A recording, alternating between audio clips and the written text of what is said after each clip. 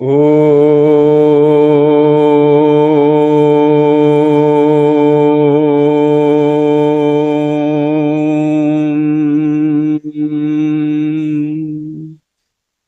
विश्वानि देव सवितरदुरितानि परासुव यद्भद्रं तन्न आसुव।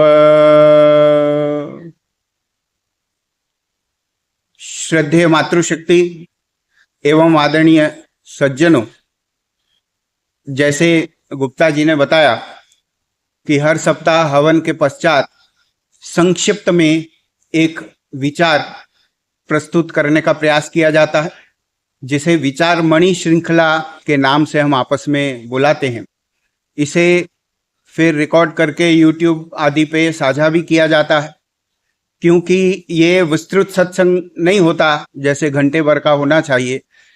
15 से 20 मिनट के अंदर सिर्फ संक्षिप्त में श्रोताओं के लिए एक विचार प्रस्तुत करते हैं और यह आशा रखते हैं कि फिर श्रोतागण अपने चिंतन मनन स्वाध्याय से उस विचार को विस्तारित करेंगे, उस पर और सोच के गहराई में जाने का प्रयास करेंगे।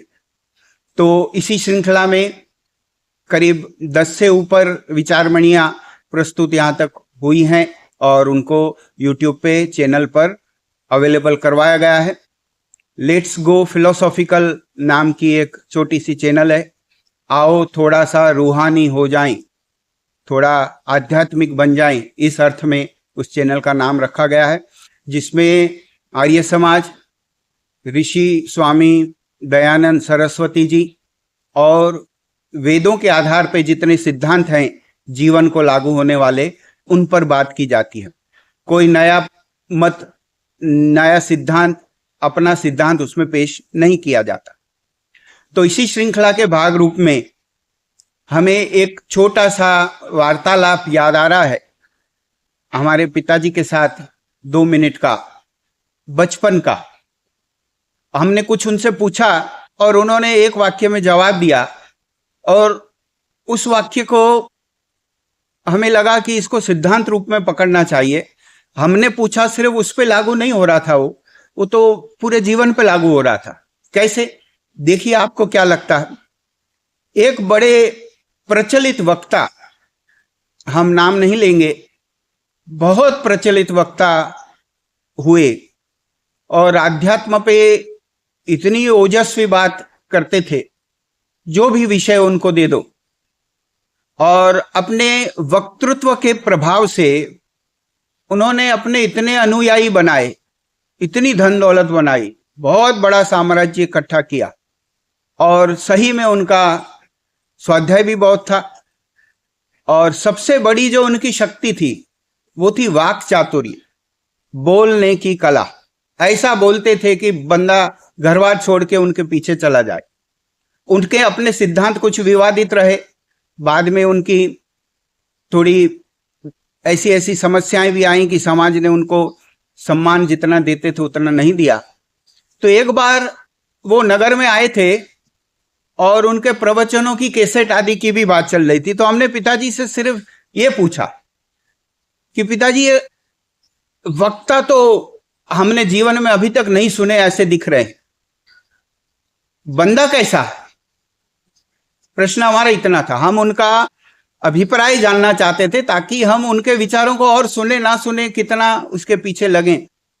तो एक लाइन में जवाब आया, सिर्फ एक लाइन का जवाब, और उस वाक्य को हमने छाप दिया। उन्होंने कहा, ये खुद की बात काटता है। बस ये एक ही जवाब आया, खुद की बात काटता है। तो हमने कहा, अच्छा, ये इतनी बड़ी समस्या है कि जो व्यक्ति खुद की बात काटे उससे सचेत रहना चाहिए या उसके पीछे नहीं लगना चाहिए? संदेश तो यही था, खुद की बात काटता है। इसका मतलब एक बार एक बात कही, दूसरा प्रसंग चलेगा, तब अगर दूसरी बात करने में मजा आएगा, अच्छा लगेगा, उपयुक्त बैठती है ऐसा लगेगा, तो दूसरी बात कह देंगे। एक बार कहा कि ये बात ऐसी होती है तो दूसरी बात कह देंगे कि ये बात वैसी होती है। अच्छा, तो हमें संदेश यह मिला, जो हमने पुड़िया गांठ बांधी अपने जीवन के लिए, जो हमारे लिए वो एक विचारमणि थी उस समय की, वो ये थी कि जब किसी के वाणी में विरोधाभास मिले, कहे कुछ अभी कुछ बाद में कुछ, तो वह व्यक्ति पीछे लगने वाला नहीं होता है, वो सिद्धांती आदमी नहीं कहलाता। विरोधाभास, अपनी बात को काटना, कभी कोई बात कहना, कभी कोई बात कहना। अब समस्या क्या होती है, जो व्यक्ति ऐसा करता है उसको ऐसा लगता है कि मैं जिनको ये सब कुछ सुना रहा हूं उनको कुछ याद तो रहता नहीं है, तो उनको क्या पता मैंने पिछली बार क्या कहा था, तो इस बार कुछ और कह देंगे, फिर आती बार कुछ और कहा जाएगा। लेकिन जो व्यक्ति स्मृति वाला होता है, विषय को पकड़ता है, बुद्धिशाली होता है, वो याद रखता है कि आदमी लास्ट टाइम तो ऐसा बोला था, इस घटना के विषय में इसका अभिप्राय ये था, अब ये दूसरी बात कर रहा है। तो विरोधाभास हमें जहां मिले उससे हमें बचना चाहिए, और सबसे पहले ये चेक करना चाहिए, क्या मेरे जीवन में तो ऐसा कोई विरोधाभास नहीं, क्या मेरी वाणी में तो ऐसा कोई विरोधाभास नहीं, क्या मैं तो ऐसा नहीं करता कि कभी कुछ कहता हूं और फिर जब संयोग बदले, समस्या दूसरी हो, परिस्थिति दूसरी हो, तब कुछ और कह देता हूं। तो अगर वो अवगुण मेरे में भी है तो समझ लो कि बहुत काम बाकी है, उस अवगुण से छूटने के लिए बहुत मेहनत करनी बाकी। तो कॉन्ट्राडिक्शन वाली जो लाइफ होती है वो कभी आध्यात्मिक तो हो ही नहीं सकती। बाकी तरह से भले किसी ने सफलता प्राप्त कर ली हो उसके आधार पर, लेकिन विरोधाभास जो है वो आध्यात्म के लिए, दर्शन के लिए दीमक के समान है। वो काट देता, खुद को ही कम कर देता और खुद का ही प्रभाव कम कर देता। और ऐसा विरोधाभास वैसे भी होता है। कैसे कि ये बात तो दृष्टांत से हमें शुरू करनी थी कि वाणी का विरोधाभास हमने देखा, कभी कुछ कहना, कभी कुछ कहना, और उन दोनों में से वो व्यक्ति खुद क्या मानता है उस पर तो आप भरोसा ही नहीं कर सकते, क्योंकि वो तीसरी बार कुछ तीसरा भी कह सकता। अब प्रश्न ये आता है, कहना कहना तो बराबर है, कहना और करना भी चेक करना पड़ेगा कि मैं जो कहता हूं वो करता हूं या नहीं। और कहने और करने के बीच में एक दूसरी प्रक्रिया भी आती है। कहना और करना, उसका जो मूल है वो है सोचना। पहले मन में मेरे कुछ आएगा, फिर मेरी वाणी में आएगा, और उस वाणी के बाद मेरे कर्मों में आएगा। इसलिए एक शब्द का आपने समूह सुना हो, संस्कृत वाङ्मय में बहुत चलता है, और उसे हम आज की मणि का संदेश मान के चल सकते हैं। आपने अवश्य सुना होगा, जो भी व्यक्ति सत्संगी होता है, मनसा वाचा कर्मणा, मनसा वाचा कर्मणा, अर्थात मन, वचन और कर्म। तो फार्मूला ये बनाई गई कि मनसा वाचा कर्मणा, अगर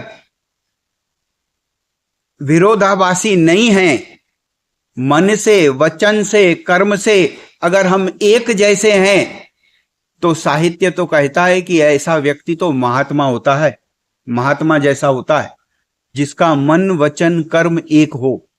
यहां तक कि शास्त्रकारों ने सत्य पर कोई व्यक्ति आचरण करता है कि नहीं, सच्चा आदमी है कि नहीं, उसका जो मापदंड है वो यही बना दिया। मन, वचन, कर्म से एक जैसा है कि नहीं, पहले चेक कर लो। मन, वचन, कर्म से एक जैसा है तो आदमी सच्चा होगा, बाकी नहीं तो गड़बड़ होगा। और इसको ऐसे हम लगा सकते हैं, टेस्ट करें हम, कि एक दुर्जन व्यक्ति, गलत काम करने वाला व्यक्ति, झूठ बोलने वाला, धोखेबाजी करने वाला, अन्याय से जीवन जीने वाला व्यक्ति, क्या मन, वचन, कर्म को एक जैसा कर सकता है? कोई व्यक्ति कहे ठीक है हम करेंगे, जो भी करेंगे डंके की चोट पे करेंगे, मन में भी वही रखेंगे, वचन में भी वही रखेंगे, कर्म में भी वही रखेंगे। सोच लो किसी व्यक्ति को कोई दुष्कर्म, कोई धोखेबाजी का, बेईमानी का काम करने का विचार आया, माने मन में आया, और जैसे ही मन में आया तो उसके बाद का स्टेप आया, उसके बाद का जो स्तर है वो है वचन, और वो उसने बोल भी दिया। गड़बड़ पहले मन से शुरू हुई, फिर वाणी तक पहुंची, और उसके बाद वो सोचे अब मैं ऐसा करूंगा भी। कितने लोग ऐसे हैं जो दुष्कर्मों को, अपने दुर्व्यसनों को, दुर्गुणों को मन, वचन और कर्म में एक रखेंगे तो जी पाएंगे। पता ये चलेगा कि जितना भी दुष्कृत्य समाज में होता है उसकी जो मूल शुरुआत होती है वो इस तरह से होती है कि व्यक्ति मन में कुछ रखता है और कहता कुछ है, या तो नहीं कहता है और फिर करता है। विरोधाभास लाने से ही पाप की शुरुआत होती है। कोई भी पाप देख लो आप, मन में कुछ रखेगा, बोलने में कुछ होएगा और करने में तीसरी बात होगी।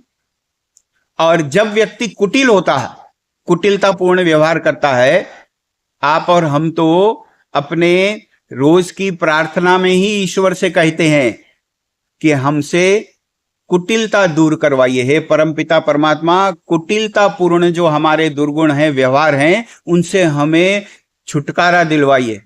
इसका मतलब स्वीकार किया है हमने, थोड़ी बहुत कुटिलता है हम में, किसी में ज्यादा होगी, किसी में कम होगी। तो वो जो कुटिलता है वो क्या करती है? आदमी सोचता कुछ है, फिर किसी को फंसाने के लिए, उससे अपना इच्छित कार्य करवाने के लिए, उसका मन अपने अनुसार बदलने के लिए, उसके कान भरने के लिए कहता कुछ है। और जब वो कहता होता है तब उसके मन में कुछ और चलता होता है, और फिर खुद तो कुछ और ही करता है। कुटिल व्यक्ति कभी भी मन खोल के बात नहीं करता, दिल खोल के सीधी स्पष्ट बात नहीं करता। और जो सीधी स्पष्ट बात करता है, जो उसके अंदर में होता है वो बाहर रखता है, वो भले हमें व्यवहार में कड़वा दिखता, ज्यादा मीठा नहीं लगता, लेकिन वो व्यक्ति ज्यादा विश्वास पात्र होता है।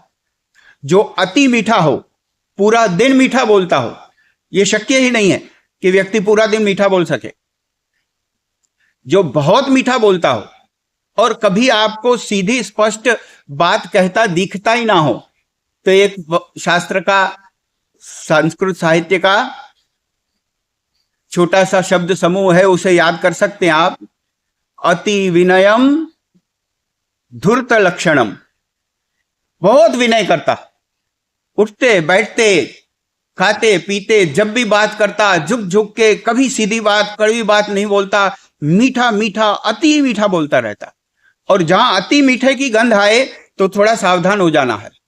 अति विनयम धूर्त लक्षणम, क्योंकि सत्य जो है वो हमेशा मीठा नहीं होता, हमेशा इच्छित नहीं होता।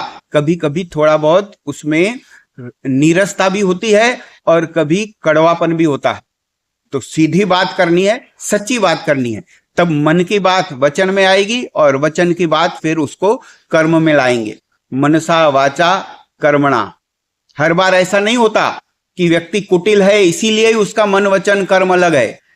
कभी कभी बुद्धि के कारण भी ऐसा होता है, कभी अज्ञान के कारण भी होता है। उसको खुद को समझ में नहीं आता कि मैं बोलता तो ये हूं और करता तो कुछ हूं, मेरे मन में तो ये बात है और मैं काम ये कर रहा हूं। वो सीधा सीधा बेईमान नहीं होता, आदमी बदमाश नहीं होता, लेकिन क्योंकि उसने अपना विचार शक्ति का जो पावर है वो इतना उस पे लगाया नहीं बात पे, इसीलिए बस जिए जा रहा है, करता कुछ जा रहा है और कहता कुछ जा रहा है, और मन में कोई तीसरी बात आ रही है।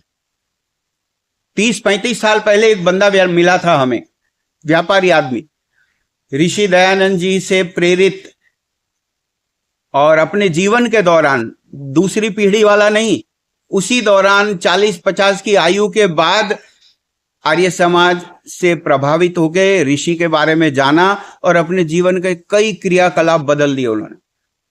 व्यापारी आदमी, छोटा सा, कोई बड़ा विद्वान, कोई उपदेशक, कोई घर छोड़ने वाला बंदा नहीं, व्यापार करने वाला वैसा व्यक्ति। बात बात में वो हमें बोल गया, 35-38 साल पहले की बात है। बोले, अशोक जी देखो मेरे पांव में, मैं चमड़े का जूता नहीं पहनता। मैंने कहा अच्छा, कब से? तो बोले मेरे 5-7 साल हो गए चमड़ा नहीं पहनता हूं। मैं क्यों नहीं पहनते? तो बोले एक तरफ तो हम बात करते हैं कि मांसाहार मत करो, भक्षण मत करो, प्राणियों को मत मारो, और दूसरी बात चमड़ा पहनते हैं। तो ये वाणी कहां गई, वर्तन कहां गया, कर्म कहां गए, विचार कहां गए? मैंने कहा क्या बात है, ये तो बहुत बड़ा लेसन दे दिया आपने हमें। जब व्यक्ति झंडा लेके घूमता है कि मैं शाकाहारी हूं, मैं हिंसा नहीं करता, मैं जीव दया पे चलता हूं, तो वो व्यक्ति चमड़ा कैसे पहनेगा भाई? तो अगर वो पहनता है तो समझ लो उसका मन कहीं और है, वचन कहीं और है, कर्म कहीं और है। बेईमानी से नहीं है, लेकिन क्योंकि उसने अपनी ज्ञान चक्षुएं उस पर लगाई नहीं इस बात पर कि ऐसा भी होता है। और तब से हमने भी अपने जीवन में इस बात को उतारने का प्रयास किया कि उस दिन से आज दिन तक हमने चमड़े का जूता नहीं पहना, या जहां तक हो सके अपने जीवन में चमड़े के वस्तुओं का उपयोग करना कम कर दिया। कोई व्यक्ति कहे कि ऐसा थोड़े है, प्राणी खुद से मर जाए और उसकी चमड़ी का अगर जूता बनाया जाए तो उससे थोड़े दोष लगेगा। बात सही है। एक दिन हम गए एक बड़े नामी जगह पे, खादी भंडार। उस जगह के बारे में यह बात बड़ी प्रस्तुत थी कि भाई यहां ऐसा जूता मिलता जो प्राणी को मार के नहीं बनाया जाता, प्राणी खुद से मर जाता और फिर चमड़ा जो उतरता उससे बनाया जाता। हमने अपने जीवन में कई चर्मकारों से भी बात की जो इस काम को अपने जीवन में व्यवसाय बनाए हुए हैं। मैंने कहा तुम पहचान सकते हो, तुमको हम जूता दिखाएं तो वो प्राणी को मार के बनाया गया है या मरे हुए प्राणी की चमड़ी से बनाया गया? बोले बहुत मुश्किल है। हमारे बड़े बूढ़े चर्मकार ऐसे होते थे कि चमड़े की सख्ताई को देख के वो पता लगा देते थे कि अगर प्राणी खुद से मर गया उसके बाद का चमड़ा है तो सख्त होगा, अगर प्राणी को मारा गया है तो वो चमड़ा नरम होगा, और जितना प्राणी छोटी आयु का होगा उतना वो अधिक नरम चमड़ा होगा। ये जितना सॉफ्ट लेदर माएं बहनें अपने जीवन में उपयोग में ला रही हैं, वो कितने प्राणियों और प्राणियों के शिशुओं की, बच्चों की हत्या करके वो चमड़ा उतार के बनाया जाता है। और वो व्यक्ति कहता यह है मैं तो जीव दया वाला हूं, मेरे जीवन में तो जीव दया है। उसके वचन में भी ये आता है मैं शाकाहारी हूं। और कर्म में क्या आता है? प्राणी को मारने के लिए पैसा देते हैं कि ये लो लेदर देना, ओरिजिनल लेदर। और उस दुकान पे जब हम चढ़े उनसे हमने बात की कि भाई देखो हमें आप बिना चमड़े का जूता दिखाओ। तो उसने दिखाए, और दिखा के पता नहीं 15-20 मिनट के बाद जब हम किसी जूते पे थोड़ा थोड़ा भरोसा करने लगे कि शायद ये मरे हुए प्राणी का बना है, या बिना चमड़े का, या प्राणी मर जाए, ऐसा हमने मांगा था उनसे चमड़ा। तो बोले देखिए हमें थोड़ा ऐसा लग रहा है आप किसी धार्मिक कारण से यह मरे हुए प्राणी के चमड़े का जूता लेना चाह रहे हैं, तो हमें आपको कहना है कि आप बहुत 100% इस पे भरोसा मत करना। हम तो ये बाहर से बनवाते हैं, और वो जॉब वर्क पे बनी हुई चीजें वो लोग कहाँ का चमड़ा लाते हैं हम गारंटी से नहीं कह सकते। आपका कोई और कारण हो, आप ले रहे हो तो बात हो रहा है, आप तो ईश्वर और धर्म के कारण ये कर रहे हैं, इसलिए इस पर भरोसा मत करो। और उसके बाद हमें लगा कि आप प्राणी के जीवित रहते चमड़ा उतारा गया है या मरने के बाद यह ठीक ठीक पहचान नहीं सकते, इसलिए बंद करो इसको और इसका उपयोग ना करो। ये एक उदाहरण मात्र है। ऐसा हम अपने जीवन में और भी बहुत कुछ करते होंगे, मानते कुछ होंगे और करते कुछ होंगे। हम ये मानते हैं हवन करना चाहिए और प्रदूषण उससे दूर होता है, और क्योंकि हर व्यक्ति अपने जीवन में प्रदूषण फैलाता है तो उसे तो हवन जरूर करना चाहिए। सिर्फ सन्यासी को मुक्ति दी गई कि आप हवन मत करो, आप तो बड़े ऊंचे पद पे पहुंच गए, आपको और बड़े लंबे काम करने हैं। बाकी सबका कर्तव्य बनाया गया कि हवन करे, अग्निहोत्र करे। तो हम तो क्या करते, खुद तो अपना प्रदूषण जो हर व्यक्ति फैलाता वो तो फैलाते, वाहन इतने सारे चलाते, उनसे धुआं जो और हम फेंकते वातावरण में उससे और प्रदूषण करते। तो वाहन चलाने वाले व्यक्ति को तो 2 बार हवन भी कम पड़ेगा, उसको तो रोज बृहद यज्ञ करना पड़े, ऐसी उसकी हालत है।